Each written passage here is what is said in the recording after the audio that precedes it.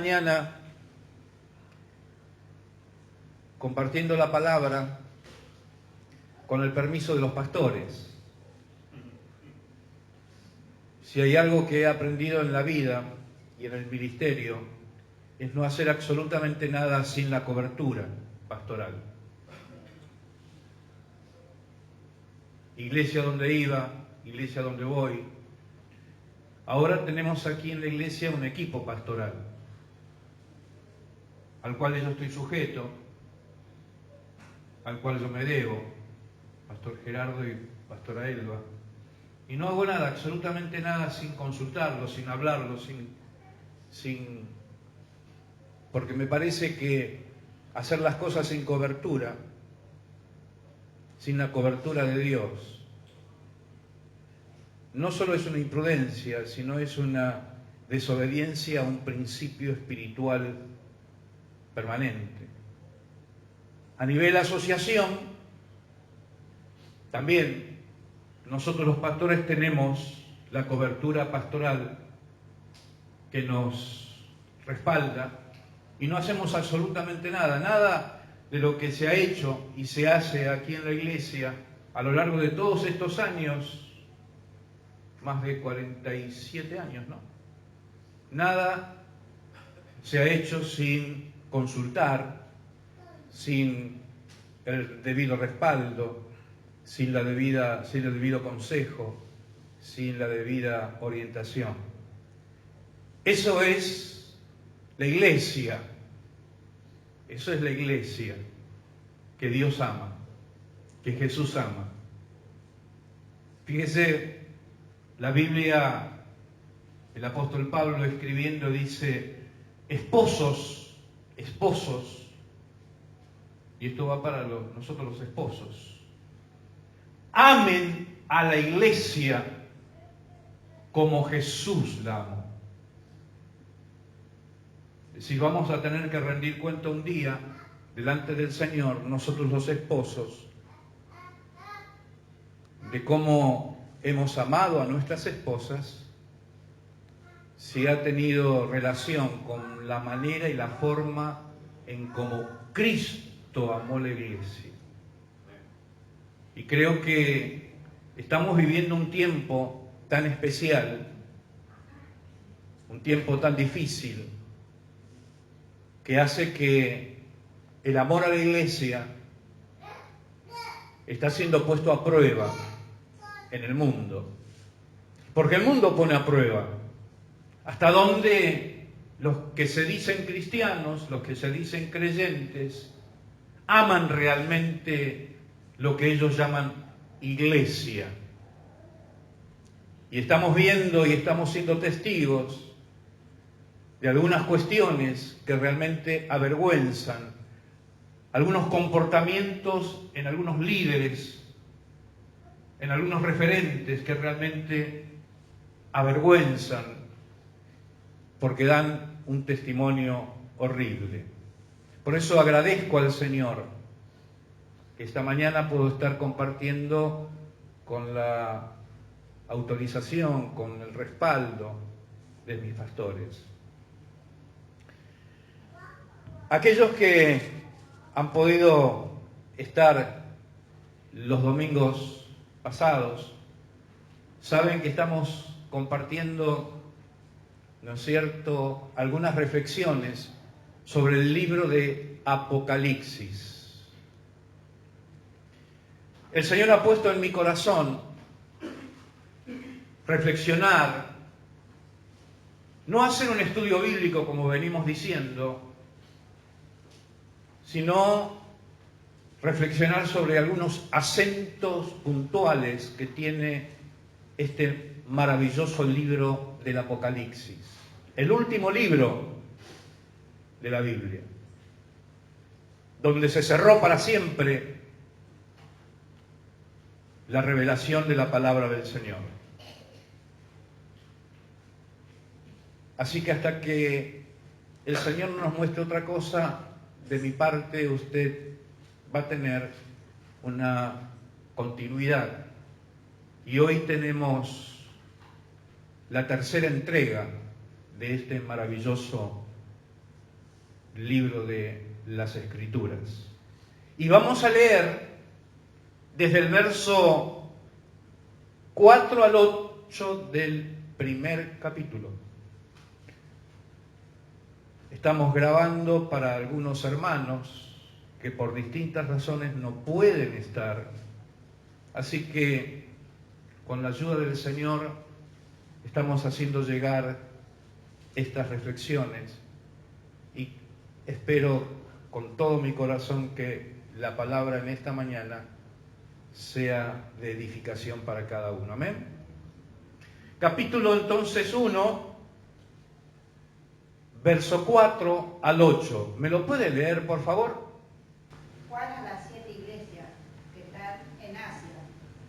Gracia y paz a vosotros, del que es, el que era y el que ha de venir, y de los 7 espíritus que están delante de su trono, y de Jesucristo, el testigo fiel, y primogénito de los muertos, y el soberano de los reyes de la tierra, aquel al que nos amó y nos lavó de nuestros pecados con su sangre, nos hizo reyes y sacerdotes para Dios, su Padre.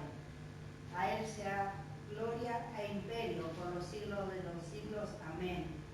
He aquí que viene con las nubes, y todo ojo lo verá, y los que le traspasaron, y todos los linajes de la tierra harán lamentaciones por Él. Sí, amén. Yo soy el Alfa, el Omega, el principio y fin, dice el Señor. El que es, que era y que ha de venir, el Todopoderoso. Decimos amén a la palabra. Amén. Juan, dice el verso 4, cierre su Biblia.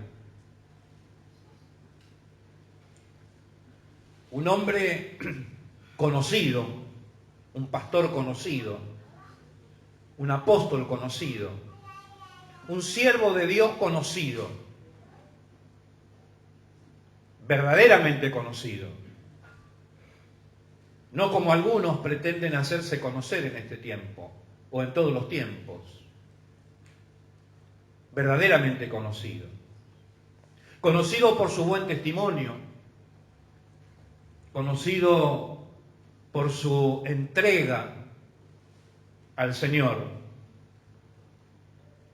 No solamente conocido, sino reconocido. No como muchos en este tiempo en donde no son tan reconocidos, son conocidos por sus fechorías, por sus testimonios o malos testimonios. Entonces pero les falta el ser reconocidos.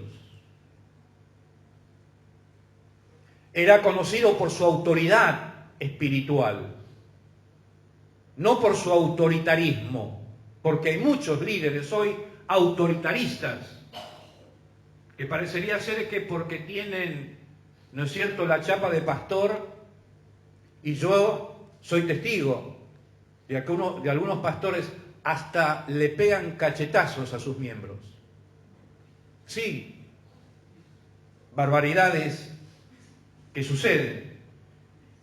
¿No es cierto? Que porque se sienten ya pastor o pastoras, se sienten con la libertad de castigar a sus miembros. Barbaridad. Juan no era eso. Tenía autoridad delegada de Dios y sabía lo que implicaba y lo que significaba esa autoridad. Y tenía una autoridad testimonial, su testimonio, su amor. Y ahora, escribiendo esta carta,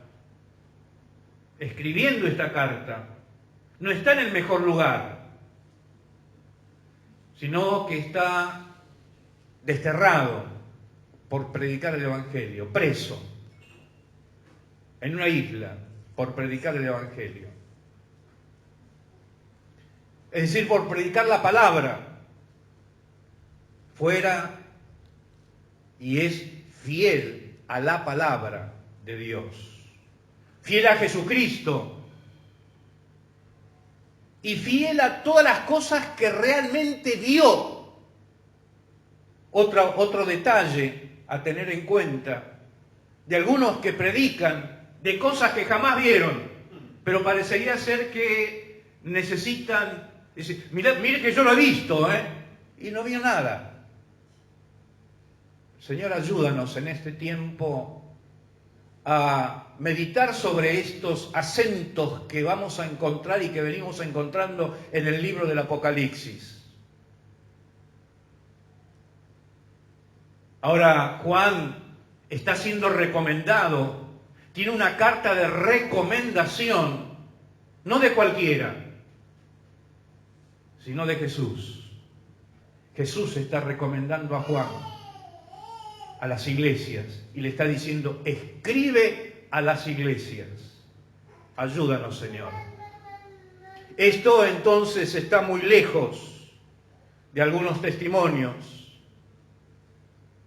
que solo terminan partiendo el Evangelio por la mitad. Solo terminan predicando el Evangelio al medio.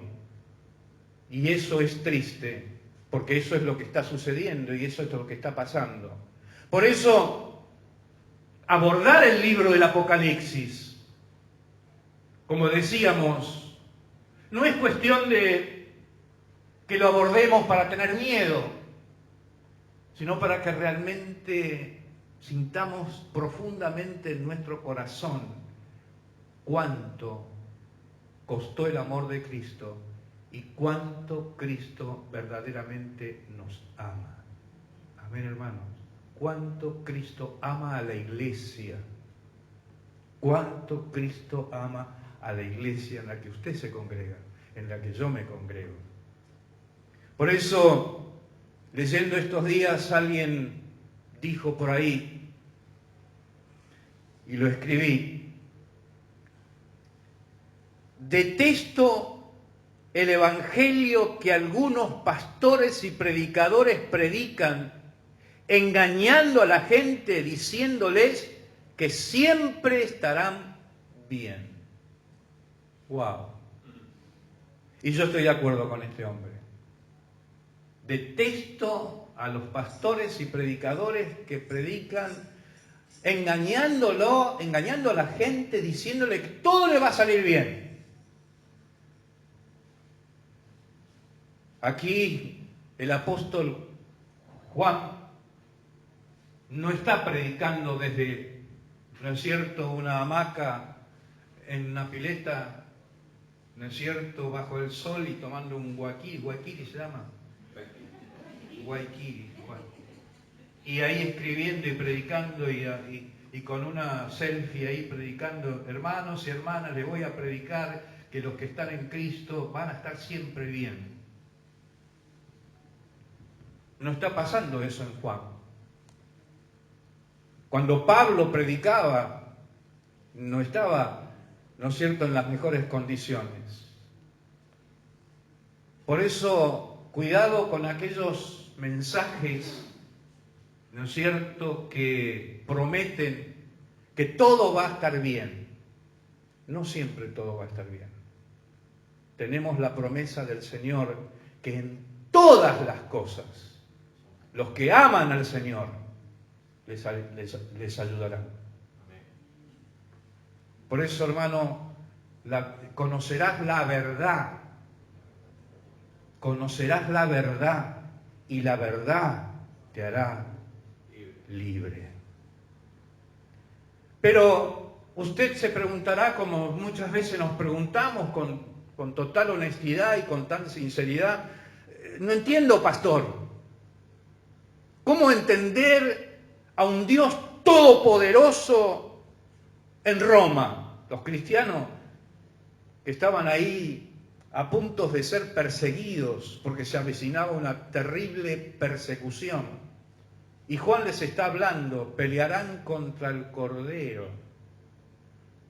Cuando de pronto el símbolo del poderío romano era tremendo animal, una terrible águila. Y que pelearán con que alguien venga con un cordero y que un cordero me va a ayudar. Por eso los cristianos, los creyentes se preguntaban, porque estaban preocupados, estaban asustados, estaban atemorizados. ¿Cómo es posible entender a un Dios todopoderoso en Roma? Encima con Juan preso y desterrado. ¿Qué me viene a hablar una persona que está presa y desterrada de un Dios todopoderoso? O aquí en nuestro país, o aquí en nuestra región, o en el mundo. ¿Qué nos puede hablar? ¿Cómo predicar de esperanza en medio de la desesperanza? Y nos seguimos preguntando, ¿es posible un mensaje de esperanza hoy? Cuando encendemos el televisor y lo que escuchamos son lágrimas de desesperanza, de desesperación. Son preguntas honestas, sinceras, que parten del dolor, que parten de la tristeza. Mire, hermano, para el mundo, el tener las cosas, el obtener las cosas, para el mundo, el obtener las cosas, el tener las cosas, solo pasa si te postras ante Él. ¿Se acuerda lo que el enemigo le dijo a Jesús en el desierto? Mira, todo esto te voy a dar. Vas a tener trabajo, vas a tener popularidad, vas a tener todas las cosas, pero si vivís postrado ante mí. Y esa es la diferencia del cristiano. El cristiano no se postra. Esa es la diferencia del que cree en el Señor. No necesita postrarse ante el poder de este mundo, porque vive postrado ante el poder de Dios. Pero ese es el desafío. Esa es la demanda. Claro que necesitamos cosas. Necesitamos remedio. Necesitamos salud. Necesitamos pagar la luz. Necesitamos un montón de cosas. Pero el mundo dice, todo esto te voy a dar, pero si me adoras a mí, al mundo. Y allí es donde el creyente y el cristiano es puesto a prueba. Porque la iglesia a la cual Juan le estaba escribiendo no se postró ante el poder de Roma y fue perseguida. Miles de cristianos fueron muertos, asesinados. Pero eso es lo que el mundo pretende, ¿no es cierto? Pero para el que cree, solo Dios y solo de Dios es la gloria. Amén, hermano. Solo de Dios es la gloria. Solo de Dios es el poder. Solo de Dios es el imperio. Y por los siglos de los siglos. Amén. Porque el cristiano sabe que no está en el mundo el poder decisivo. El mundo solamente tiene un poder temporal, pero el poder decisivo está en las manos de Dios. ¿Se entiende esta diferencia, hermano? El poder, el que decide en tu vida es Dios. No es ni el gobierno, ni el poder de turno, ni el imperio, ni Estados Unidos, ni Rusia, ni Japón, ni la China, ni la otra. Nuestra vida depende del poder decisivo de Dios. Amén, hermanos. ¿Estamos ahí todavía?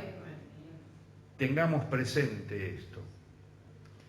Para la iglesia, a quien le está escribiendo Juan y le está diciendo, mis amados, la última palabra y la primer palabra para la iglesia la tiene Dios.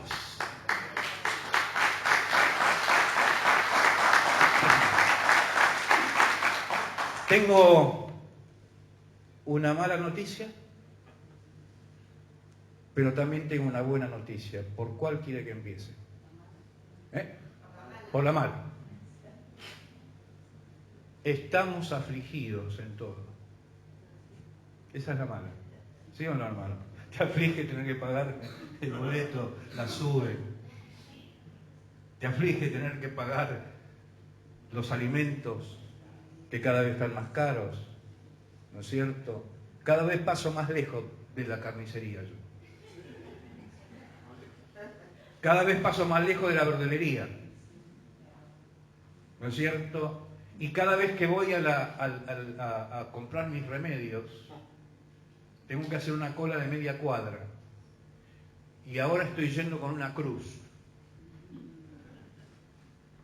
hasta llegar al mostrador y después tener que pagar, porque realmente es una cruz lo que cuestan los remedios. Esa es la mala noticia, pero ¿sabe cuál es la buena? No estamos abandonados. Amén. Por Dios. No estás abandonado. No estás solo. Yo estaré con vosotros todos los días hasta el fin. Tengo otra mala noticia.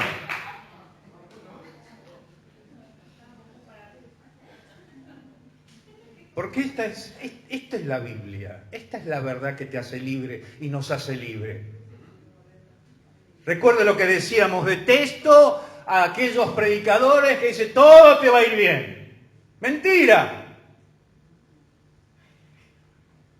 Jesús nos dijo la verdad cuando dice, en el mundo tendréis aflicciones, pero confiad en mí, yo lo he vencido. ¡Aleluya! Otra mala noticia.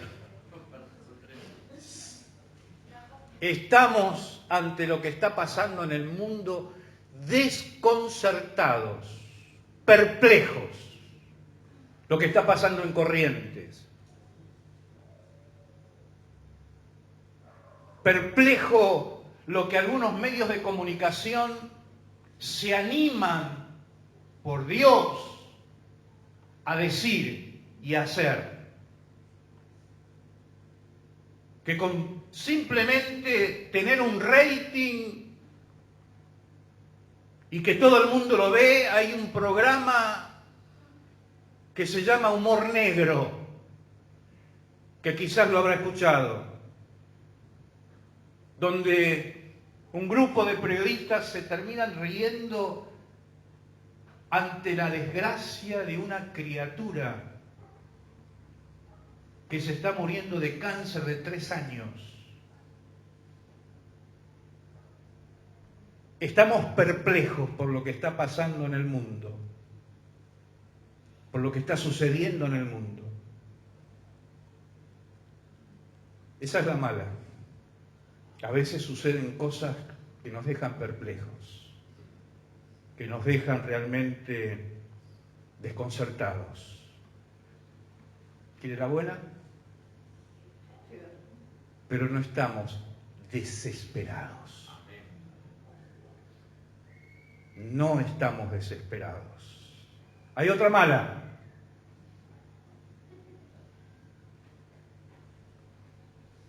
Muchas veces te ha tocado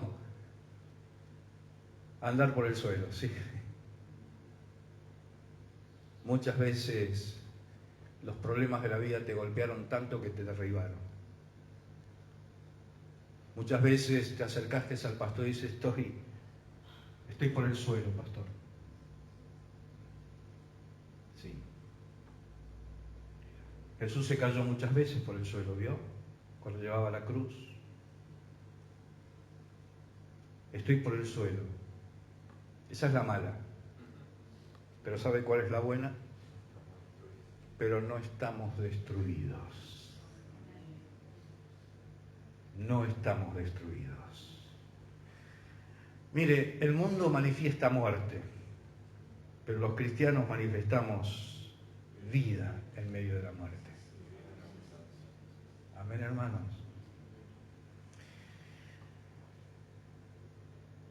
¿Qué dice el verso 8? Como me gustaría que lo leamos fuerte juntos todos. Verso 8.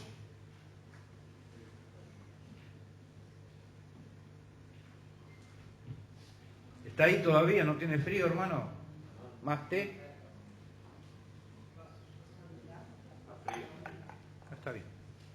¿Qué dice? ¿Lo decimos todos juntos? A ver. Yo soy el alfa y la omega, principio y fin, dice el Señor, el que es, el que era, el que ha de venir, el Todopoderoso. Aleluya, qué lindo coro, ¿eh? Qué lindo coro. Esto, mi querido hermano, esto que terminamos de leer, yo soy el alfa y la omega, principio y fin, dice el Señor, el que es, el que era y el que ha de venir, el Todopoderoso. Todopoderoso.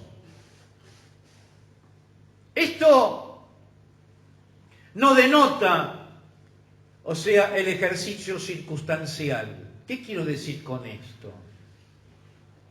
Que el Señor, el poder de Dios para nuestras vidas, no es una cuestión circunstancial, de momento.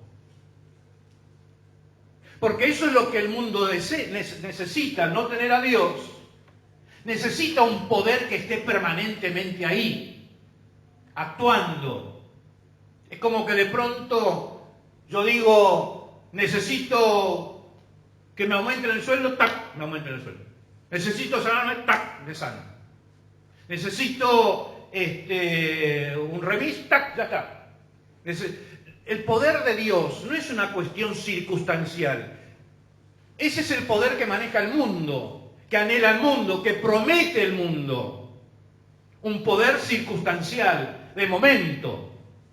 Porque a quién no le gustaría, ¿no es cierto?, cerrar el ojo y abrirlo y ya tener un guiso. Cerrar el ojo y abrir y ya tener un asado. Cerrar un ojo y ya tener a la esposa con más edad. ¿A quién no le gustaría que las cosas... Pero eso es lo que promete el mundo y el mundo no puede dar, pero eso es lo que...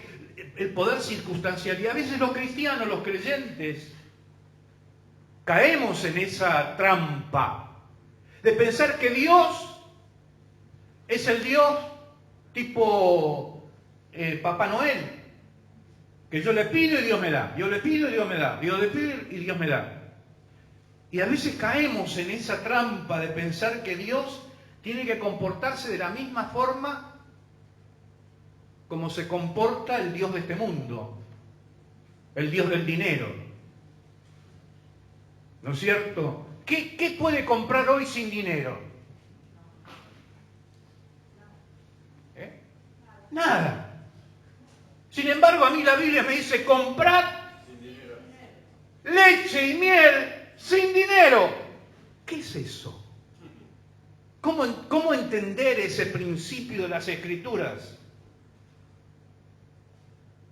Es que en el reino de Dios el poder no está en el dinero, sino en Dios.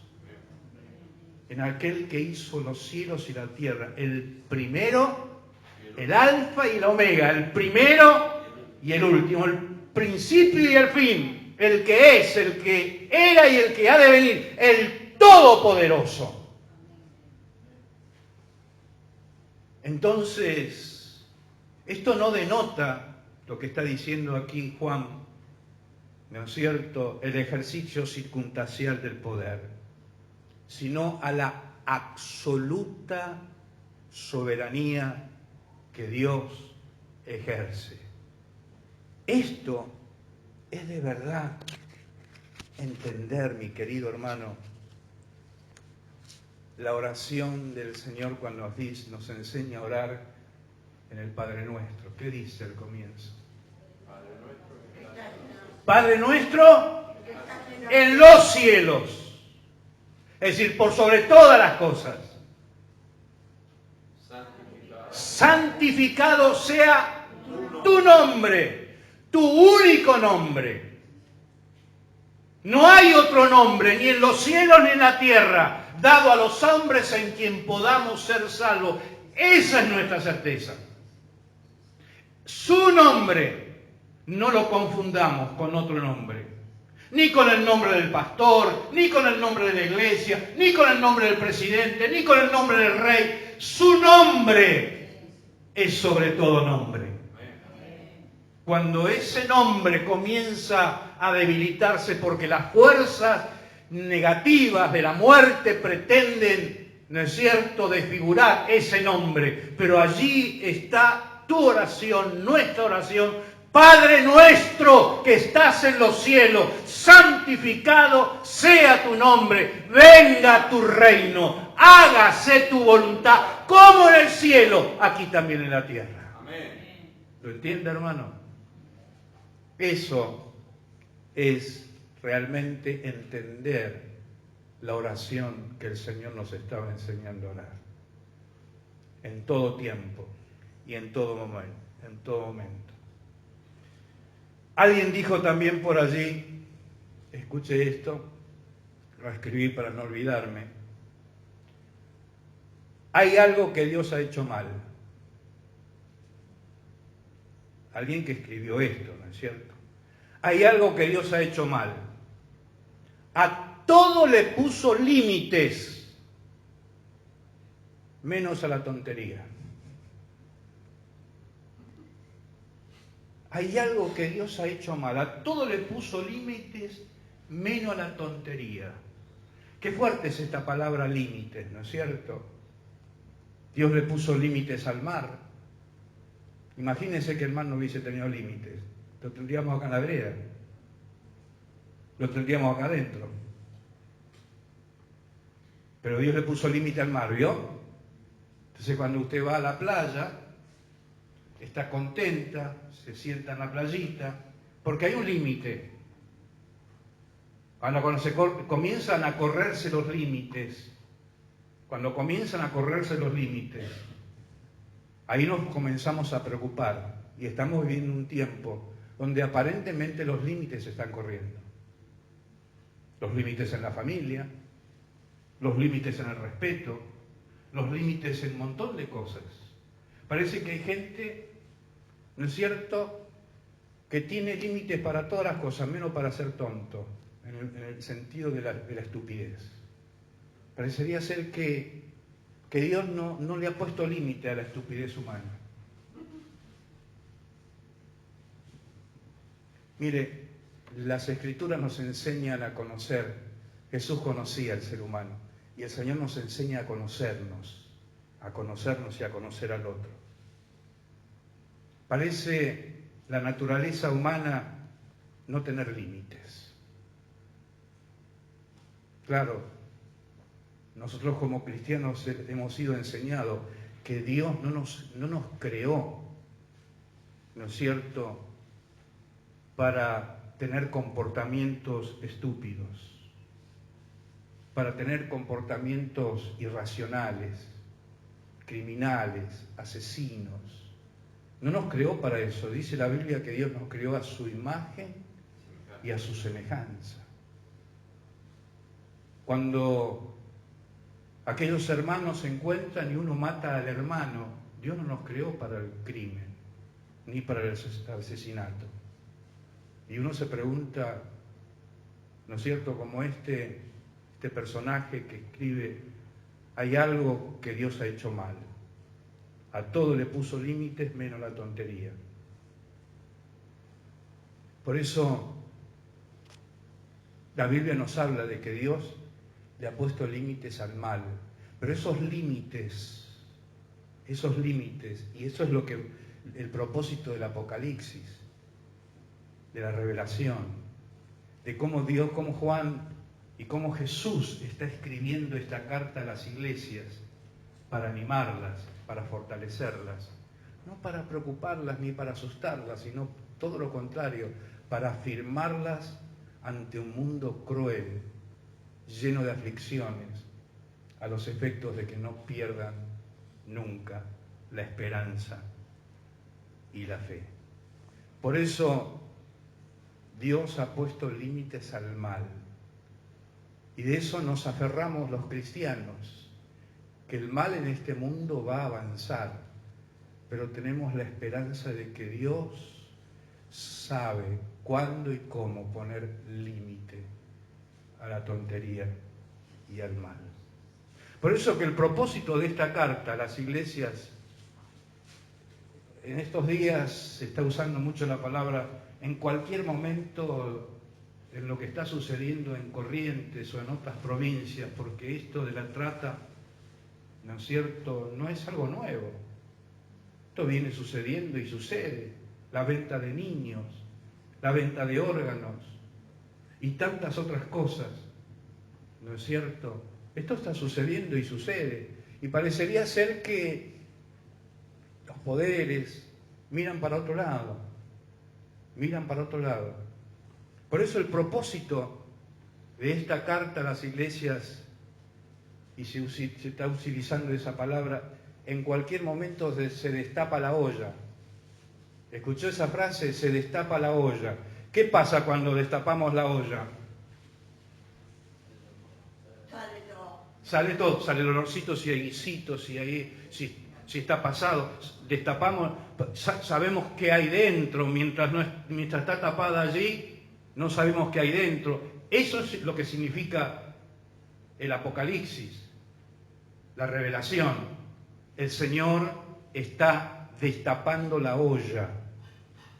¿A quién se la destapa? A los cristianos, a los creyentes, para que ellos sean advertidos, para que ellos sepan lo que realmente está pasando en el corazón de los hombres. Para eso está enviándose el Apocalipsis, porque el Apocalipsis pretendía y pretendió y pretende dejar al descubierto todas las cosas como verdaderamente son. ¡Wow! Todas las cosas como verdaderamente son. Así es nuestro Señor. A su tiempo, Él nos muestra las cosas como verdaderamente son. ¿Sí, hermano? Eso no es adivinación. Pero, ¿cuántas veces a usted le ha sucedido cosas, no es cierto, y sacó conclusiones apresuradas? Tómese el tiempo en Dios. Y a su tiempo Dios le va a mostrar todas las cosas, como verdaderamente son. Hay cosas que suceden en nuestras vidas, que deseamos saber, que deseamos comprender. Le preguntamos al Señor, ¿por qué, Señor? ¿Para qué, Señor? El Señor tiene su tiempo y tiene su promesa. Para eso está el Apocalipsis. Porque los cristianos a los cuales le está escribiendo Juan se preguntaban, ¿por qué? ¿Qué significa esto, Dios? ¿Qué significa esta situación? ¿Qué significa este aumento de la violencia? ¿Qué significa esto en la iglesia? ¿Qué significa esto en el pastor? Siempre predicó con corbata, ahora empieza a predicar con short. ¿Qué está pasando en el mundo? Hay cosas que están sucediendo. No se apresuren nunca a sacar conclusiones rápidas. Esperen Dios y a su tiempo Él revelará. ¿Cómo me gustaría que leamos o que alguien lea con fuerza, porque estamos leyendo algunos textos, la promesa sobre esto? 1 Corintios 13:12. Anótelo, mi querido hermano. Y tómese de esa palabra. 1 Corintios 13:12. Ya estamos terminando, ¿eh? Un tecito más no vendría mal. Ahora vemos por espejo, Ahora vemos por espejo. Perfecto. Oscuramente, mas entonces veremos cara a cara. Ahora conozco en parte, pero entonces conoceré como fui conocido. Mire, lleve ese texto a su casa, hermano, póngalo en la heladera, porque esta es promesa de Dios, promesa de Dios. Ahora, ¿saben cómo eran los espejos en ese tiempo? No son como los de ahora, que usted se mira al espejo y se ve tal cual es. Antes uno se miraba, por ejemplo, en el agua, ¿vio? O antes se miraba, los espejos no eran como los de ahora, casi cristalinos. Se veía medio nublado. Y si usted era una persona hermosa, se veía fea. Y si era una persona fea, se veía hermosa. Ahora dice, utilizando ese ejemplo el apóstol Pablo, vemos las cosas oscuramente. ¿No es cierto? Vio cuando usted conoció a su esposa, a su esposo, y era de noche, y se puso él, porque era feo, y se puso más bien a la sombra. Entonces usted lo quería conocer bien, y dice, ¿por qué no te pones un poquito más a la luz? Ponete un poquito más a la luz. Y usted que es feo, yo que era feo le decía a Elba, no, mirame, ¿me vas a aceptar tal cual soy? Bueno, mi amor, te acepto. Y cuando salgo a la luz... Así son las cosas que nos están pasando o nos pasan. Las vemos oscuramente.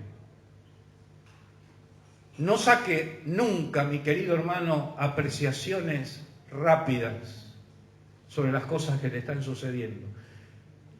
Dele el tiempo al Señor.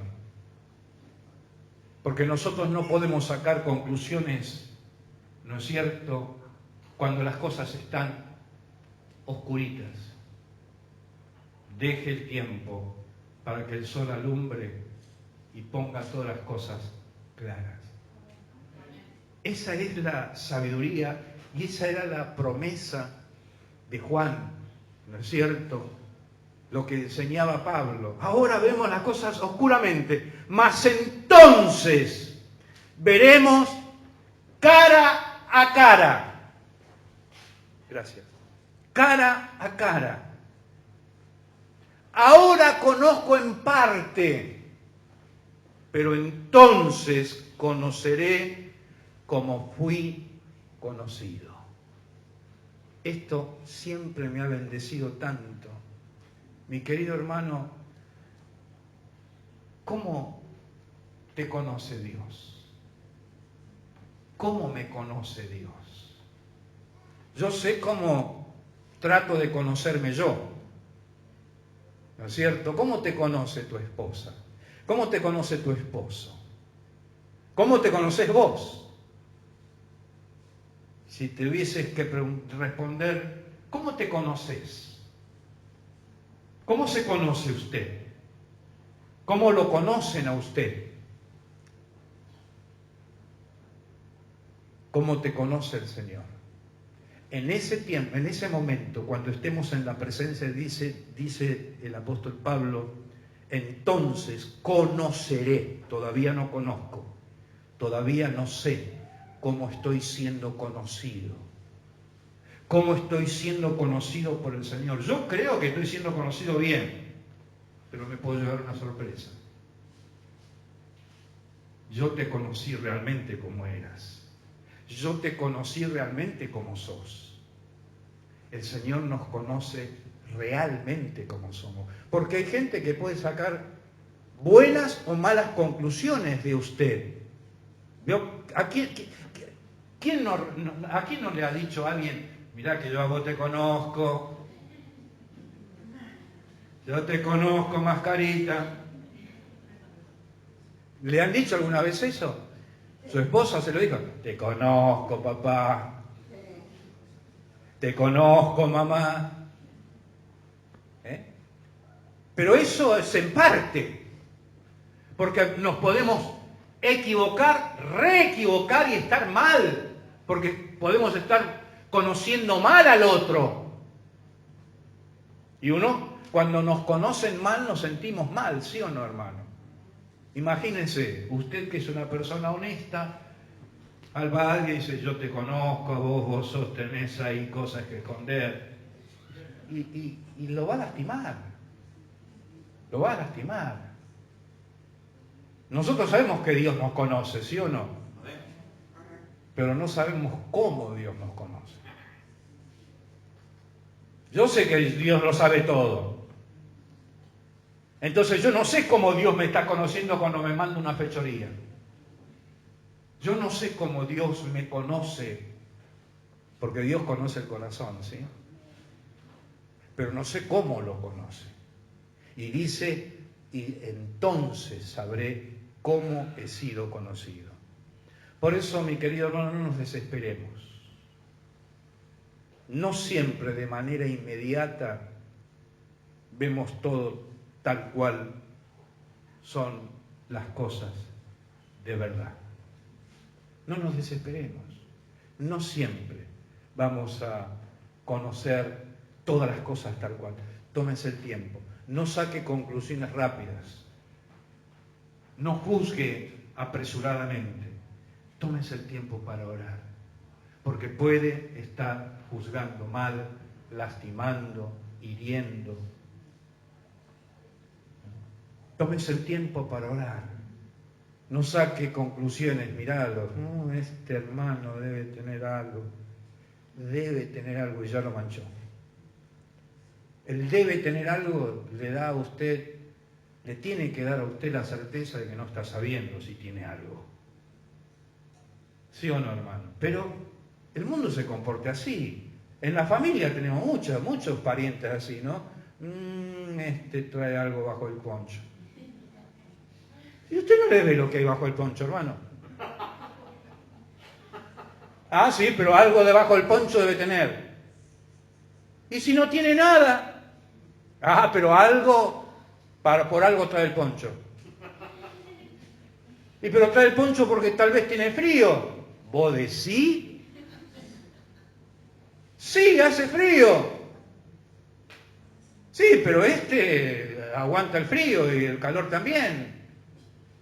No, pero siempre hay algo más, ¿no es cierto? Porque, mire, hermano, para sospechar, ¿no es cierto? Todos somos jueces. Y allí es donde Juan está escribiendo a la iglesia, ¿no es cierto?, de que a su tiempo el Señor va a mostrar todas las cosas. Por eso el propósito de la carta era realmente revelarle a la iglesia las cosas que tenían que ser. ¿Cómo me gustaría que alguien lea al profeta Amós, capítulo 3, verso 7? Capítulo 3, verso 7.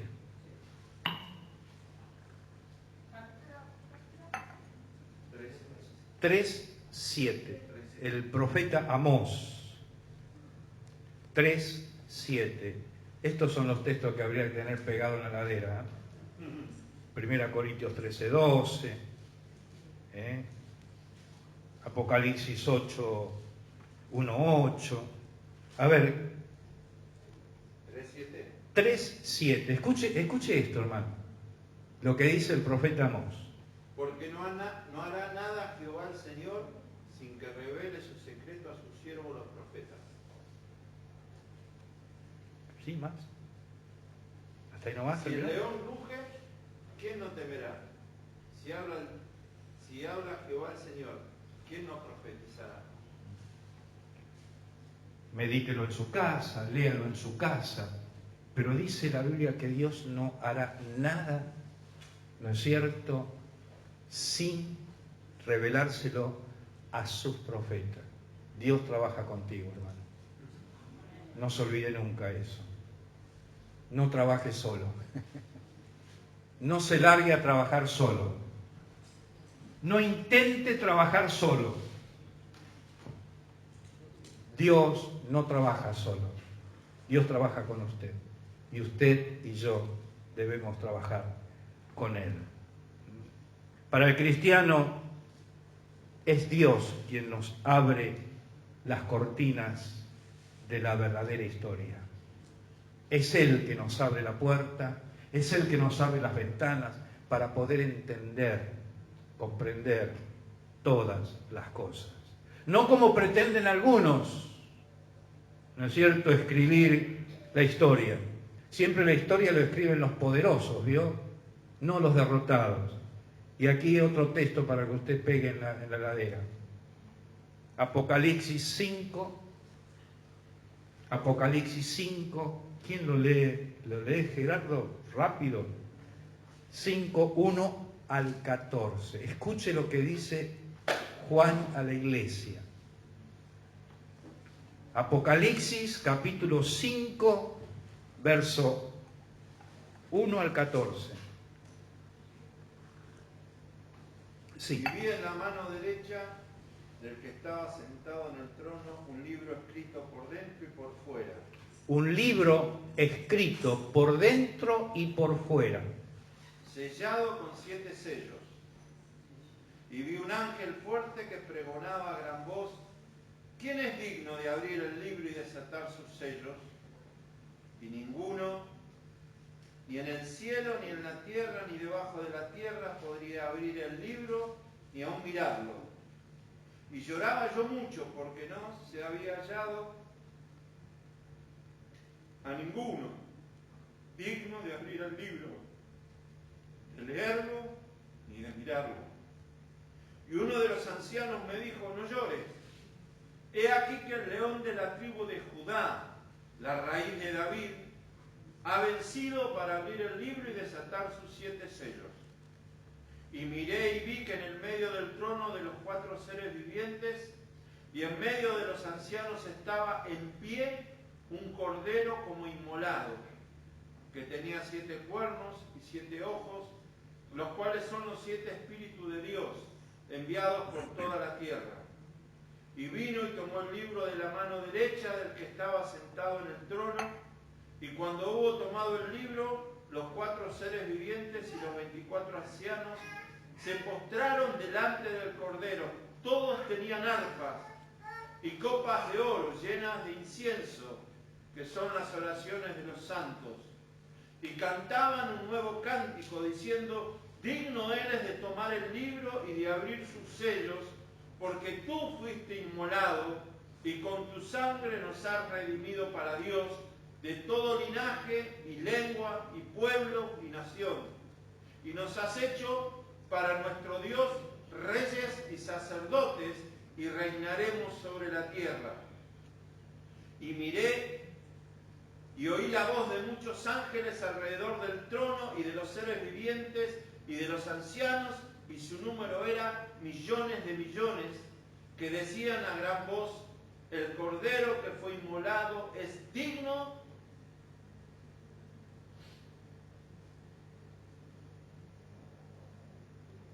de tomar el poder, las riquezas, la sabiduría, la fortaleza, la honra, la gloria y la alabanza.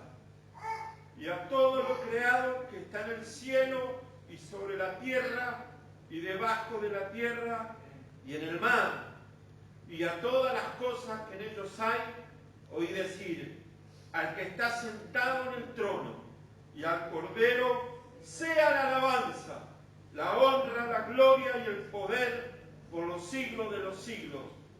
Y los 4 seres vivientes decían: amén. Y los 24 ancianos se postraron sobre sus rostros y adoraron al que vive por los siglos de los siglos. Amén. Amén. Léalo en su casa. ¿Quién es digno de abrir el libro? El libro de la verdadera historia de los hombres. El libro de la verdadera historia de los reyes. El libro de la verdadera historia de los gobiernos. No ese libro que los gobiernos y los reyes y los poderosos escriben a su antojo y como quieren. No de ese libro que algunos pastores o predicadores o sacerdotes escriben como quieren y para lo que quieren. El verdadero libro está siendo escrito Nadie fue digno de abrir ese libro.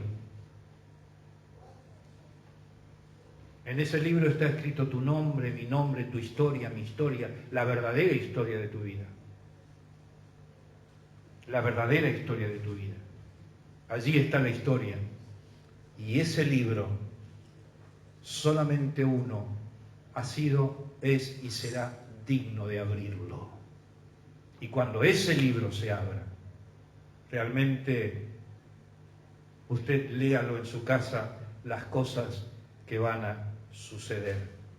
Por eso, esta carta tiene como propósito mantener nuestras miradas desde la perspectiva de Dios, de cómo Dios mira las cosas. ¿Te acuerdas el coro ese que cantamos? Enséñame a mirar con tus ojos. Es un texto, es un canto lindo. Enséñame a mirar con tus ojos. Porque nosotros miramos las cosas oscuramente. Pero enséñame a mirar lo que me está pasando, lo que me está sucediendo, lo que está pasando en el país, lo que está pasando en el mundo. Enséñame a mirarlo con tus ojos. Porque yo me equivoco, yo me puedo equivocar. Y ese es el propósito del Apocalipsis cuando Juan está escribiendo, porque Jesús le está diciendo, esto es lo que va a pasar, lo que está pasando, lo que está ocurriendo. Porque el propósito era de llenar de esperanza, de fe a su pueblo. Y conocerás la verdad, y la verdad te hará libre. Porque el principio de la sabiduría es el temor al Señor. Ese era el propósito maravilloso de Apocalipsis, de abrirle los ojos a sus hijos, a su iglesia, de mostrarle a su iglesia lo que realmente estaba pasando en cada una de sus situaciones aquí en la tierra. Terminamos con esto. El fin es darnos confianza, hermano. No es llenarnos de temor, de angustia, sino de darnos esperanza. Pelearán contra el Cordero y el Cordero los vencerá. Es un llamado concreto a cambiar todas las cosas de acuerdo a la voluntad del Señor. Póngase de pie.